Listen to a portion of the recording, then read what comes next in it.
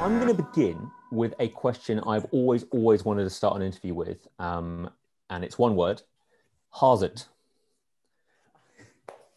Very good. Very well done as well. That was literally the whenever you do an accent, there often become little words and phrases that become very, very useful in just like getting into the accent because they are unmistakably South African or unmistakably what you're doing. There were a bunch of English and Australian actors walking around going, "How's it?"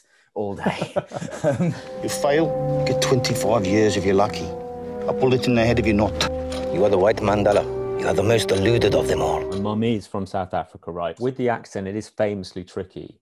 My mum has this little thing she trots out, which is you say, where do you park your car? You know it? No, but one of the first lines I have in the film is, and I can't do the accent now, but is the car's parked 250 yards down the road. Exactly. And I was thinking, Daniel, that's like a trap. They've set you a man trap, because it's where do you park your car, and you have to totally abandon how you attack A's and go, you park your car in the car park. So anyway, I just watched the movie and went, oh no, they're trying to get you. This is whoever wrote this is They know, and they're trying to set traps. I know your mum was born in South Africa, but I was wondering how much knowledge you had of this part of history before you started shooting. I mean, pretty limited. My mum's relationship with South Africa pretty much ended when she was 2 weeks old. We'd been there on holiday once when I was in my teens, and I filmed something there. I filmed a thing for the BBC there a few years ago, which was fascinating too, because, you know, all this stuff, apartheid, that, you know, I was born after most of it. So growing up, it really like felt, and all the times you'd see clips of it, it was all like black and white, or at least like grainy footage. So it felt like history. And then when you go there and you talk to them, you go, oh no, this just happened. Like we are freshly out of this. I think the thing you generally miss in any sort of history class is kind of like the day-to-day of someone's life and how it affected them. Reading Tim's book that the film's based on was, look, obviously it's one person's perspective and it's a white person's perspective, but it was still like a very interesting look at the details of everyday life, and even the details of how they escaped through a lens of their whiteness is kind of, because he was just like, we wouldn't have been able to do this if we were black. One of the things they obviously did is they snuck money into the prison to start off with. They would not have been able to do that if they were black, because they would have been, the searches that black people were, put through was so much more invasive and honestly humiliating than white people were. So yeah, it's a really, it's a fascinating thing to think about. Like, even as they were going to prison, they were still super lucky to be white. Don't give up. Your whole plan is doomed to failure. Knowing what we know and the title of the movie, you do have Tim Jenkin himself on set. Is it both a blessing and a tiny bit of a curse having him giving you accent notes and, you know, slight suggestions here and there?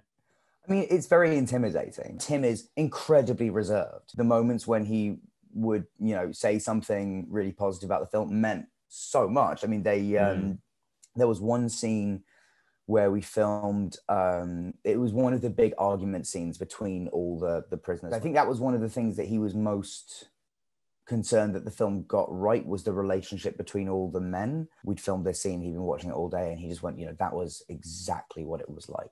And when you get that moment, it's like, okay, great, we can all go home. Let's stop making the movie. Just show that scene. I think on Tim's second day on set, maybe his first actually, we had him in prison uniform again, being background in an actual prison. And I was the whole day going, are you okay? Is this okay? Is this weird? And I was like, yeah, it's fine. Everybody comes in here and they're going to break out of here by next week. Were there strange days where you just sat down and drew, whittled, did chewing gum, pushed sticks around? I mean, I have to, at this point as well, give credit to my amazing, genuinely, and that it sounds like I'm being like facetious, but my incredible hand double, James. It's not often that you credit, it's not often that you get a film where like the hand double work is so essential, but his was literally, because some of it's me, but some of it's because there was so much detail. There was essentially just like a camera in another cell a few doors down with James drawing and doing things, and then I would do bits as I would do, you know, as much as I could. But yeah, it was definitely a team effort there, because there was a point where Francis was like, are you okay with James doing some of it, because I don't think we can get the film made if he doesn't, like, in time. There is just so much. I've got to wrap things up, and I normally do it with a couple of quick fire questions, so I hope you don't mind indulging me. Always want to know this one, but what mementos have you taken home over the years that have actually made it back home? Over the years, I mean, I've got a bunch of stuff from Potter. I've got a couple of sets of the glasses. I've got actually somewhere, I don't know where, this is I don't have it. It's in my parents' house, I guess, maybe in the attic. What a weird thing for someone to find in the attic one day. I've got a prosthetic arm that was that was molded for me in the scene where Harry like lost all the bones in his arms. Emendo! So I've got like a big floppy arm in my attic. Yes, well, that can sometimes happen. But the point is, you can no longer feel any pain. And very clearly, the bones are not broken. And also like a mold of my face that was taken when I was like 10 or 11. Which it looks like a death mask, but it's, yeah, so they're around somewhere. And I'll leave you with this. What have you been watching? Your guilty pleasures, your comfort food TV and movies. It's been a heck of a year the past year, but what have you been watching? Like the rest of the world, I binge Schitt's Creek as pretty much my first act of quarantine. Oh, hello, you. I'm film and television's Moira Rose. Won't you join me for a little stroll through the slice of paradise I like to call the town where I currently am? Okay, I mean, I'll give you my guilty pleasure, although I don't really... Guilty pleasures is a charged thing. The Bachelor, which is a very crazy American reality show. I would love for you to meet me at my suite tonight. I would love to do that too. Congratulations! This year, earlier in the year, there was like a season of The Bachelor where they had all like just slightly older people, just like people in their late 20s and early 30s.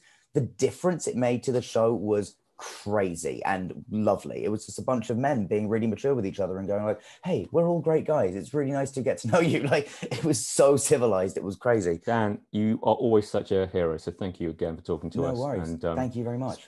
Speak soon. Have a great rest of your day. Yeah, you too. Thank you very much, Harry. Cheers. Thanks for watching. If you enjoyed this video, don't forget to subscribe and click the bell icon to keep up to date. You can listen to my Radio 1 movies and TV podcast, Screen Time, on BBC Sounds. And you can find these interviews in full on BBC iPlayer by searching Movies with Ali Plumb.